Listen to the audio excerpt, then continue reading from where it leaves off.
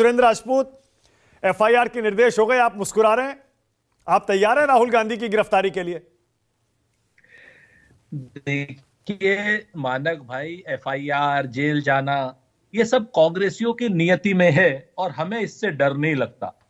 हमने तो अंग्रेजों से जब लड़ाई ली थी, जब मोल ली थी, तब ये अंग्रेजों से नहीं जब हम डरे, उनकी लाठी से, गोलियों से, जेल से।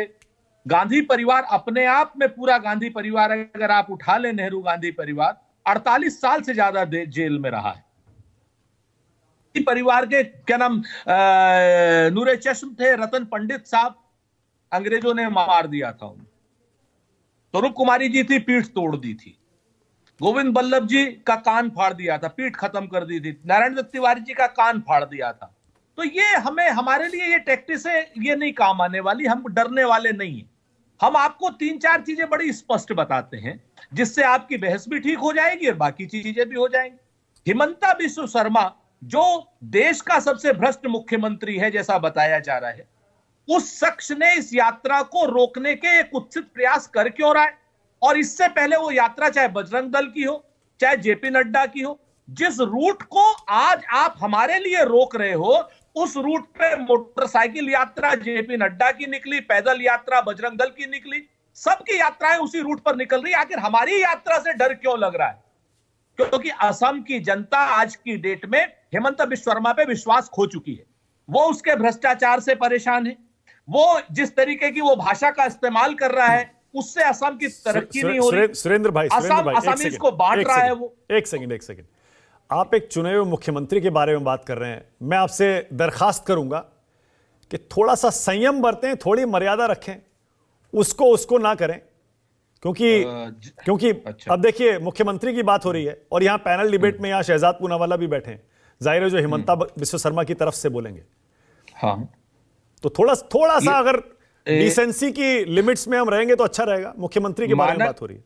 मानक भाई, मैंने ऐसी कोई बात नहीं बोली जो पहले शहजाद भाई नहीं बोलते हैं, पुराने साथी है हमारे। और मैंने ऐसी कोई बात नहीं बोली, ऐसे कोई डेरोगेटरी रिमार्क नहीं किया जो हिमंत बिस्व शर्मा नहीं करते। हिमंता को हिमंता हम आज से नहीं, जब वो कांग्रेस में नहीं, हिमंता कहने में दिक्कत नहीं है। आप कह रहे हैं वो कर रहा है उसको। हाँ, तो थोड़ा सा अगर बिल्कुल सुनिए, हाँ। मैं बिल्कुल आपसे सहमत भी होता हूं, लेकिन आप हिमंता की भाषा पर आप उठा लो। आप हिमंता को पूरी आप उठा लो। अगर उसकी भाषा और हमारी भाषा में रत्ती भर का भी फर्क हो, रत्ती भर का भी, तो मैं मान जाऊंगा आपकी बात। लेकिन मैं उसके बाद भी आपकी बात मानता हूं। ठीक है। हिमंता की भाषा और भारतीय जनता पार्टी वालों की राहुल गांधी जी के लिए भाषा से हमारी भाषा 1000 गुने ज्यादा अच्छी है। चलिए, ठीक है, बिल्कुल साफ कह रहे हैं। आप इसको लेकर के इतना डरिए मत। आप भी मत डरिए, आपके साथ हम डरिए मत, बिल्कुल मत डरिए। आप यहाँ इस समय भाजपा वालों से कतई मत डरिए। अनंत भाई भी नहीं, अनंत भाई को भी हम कहेंगे कि आगे आने वाले समय में वो भी ना डरे।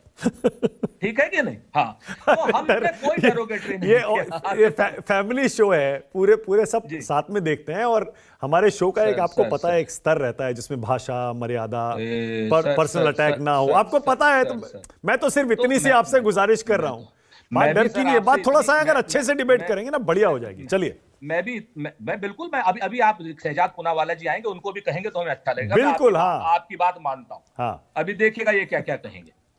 तो ये जो जितनी बातें हैं ना, ये सारी की सारी आज की डेट में असम की जनता लगभग जन विद्रोह पर है। असम की जनता वहां पर देख रही है कि किस तरीके से जमीनों का बंदर बांट ये लोग कर रहे हैं। असम की जनता देख रही है कैसे इन लोगों ने घोटाले किए। असम की जनता ये भी देख रही है कि इतने बड़े मोटे 2 पत्रे थे अमित शाह जी के, जो हेमंत बिस्व शर्मा साहब के खिलाफ थे, हेमंत बिस्व शर्मा जी के खिलाफ थे। वो सारे के सारे असम की जनता देख रही है कि प्रेस कॉन्फ्रेंस में कैसे उन्होंने कहा था कि हिंदुस्तान का नहीं, पूरी दुनिया का सबसे भ्रष्ट अगर कोई मंत्री है तो हेमंत बिस्व शर्मा साहब है, आदरणीय माननीय हेमंत बिस्व शर्मा जी। तो मैं आपको बताऊं जी, तो ये अमित शाह जी ने कहा था। अमित शाह जी ने यह भी कहा था कि क्या नाम, हेमंत बिस्व शर्मा जी, जो माननीय हेमंत बिस्व शर्मा जी है, उनको जो है जेल में होना चाहिए। हम इनके खिलाफ ऐसी जांच करेंगे। लेकिन भाजपा की एक वॉशिंग मशीन है भाई, उसमें सारी चीजें मानक भाई धुल गई हैं। अब वो धुलने के बाद क्या हुआ कि अब इनको मुख्यमंत्री दिया। अब अपनी परेशानियां क्या है कि इनको सर्बानंद सोनोवाल जी से भी चुनौती मिल रही है, भाजपा में अंदर से चुनौती मिल रही है। और ये सारी की सारी जो भाजपा से इनको चुनौती मिल रही है, उस सारी चुनौतियों को इन्होंने क्या किया कि राहुल गांधी जी की यात्रा के ऊपर डाइवर्ट कर दो, विषयांतर कर दो। तो अब ये विषयांतर टैक्टिस है। ये हेमंत बिश्व शर्मा जी हमसे नहीं लड़ रहे हैं, अच्छा, भारतीय जनता पार्टी के अंदर लड़ रहे हैं। आदरणीय माननीय हेमंत बिश्व शर्मा जी आज की डेट में उनको चूंकि मुख्यमंत्री पद से हटाया जाना है, ये भारतीय जनता पार्टी के सम्मानित नेता आदरणीय शहजाद पूनावाला साहब बताएंगे। अब मैं आपसे पूछता हूं, देखिए जी, ऐसा लगता है सुरेंद्र भाई, हिमंता बिश्व शर्मा जो आपको एक दर्द देके गए हैं ना, जो एक जख्म देके गए हैं कांग्रेस पार्टी को, वो जख्म आज तक भरा नहीं है, और उसकी टीस जो है ना वो आपकी बातों में आज तक दिखाई देती है, चाहे वो राहुल गांधी हो या कांग्रेस पार्टी के सारे नेता। उन्होंने नॉर्थ ईस्ट पूरा आपके हाथ से, आपके पैरों के नीचे से खींच के और बीजेपी को दे दिया। आज तक ऐसा लगता है वो जो रिश्ते आपके बिगड़े, वो आज तक इसीलिए उसमें इतनी कड़वाहट है क्योंकि हिमंता बिश्व शर्मा तो आपके नेता थे। आदरणीय कहिए सर। हाँ, सारे आदरणीय, हमारे लिए तो आपके भी, आप भी आदरणीय सर। तो मैं आपसे, तो वो दर्द जो है ना जो वो देके गए हैं, लगता है वो अभी गया नहीं है। मैं आपसे पूरी तरीके से सहमत हूं सर। मैं आपको बताऊं, आदरणीय माननीय हेमंत बिश्व शर्मा जी ने जो हमको दर्द दी, उसमें भारतीय जनता पार्टी का परचम लहराया, हेमंत बिश्व शर्मा जी के कारनामों की वजह से, ये भी हम मानते हैं, क्योंकि हमने 15 साल हेमंत बिश्व शर्मा जी को तैयार किया था, नॉर्थ ईस्ट के लिए ट्रेनिंग दी थी। खैर वो चले गए। हम आपको फिर से एक ही बात बताते हैं कि ये जो माननीय हेमंत बिश्व शर्मा जी हैं, ये इन्होंने 20 सीटें हमसे ली थी, 7 राज्य में हमसे लिए थे।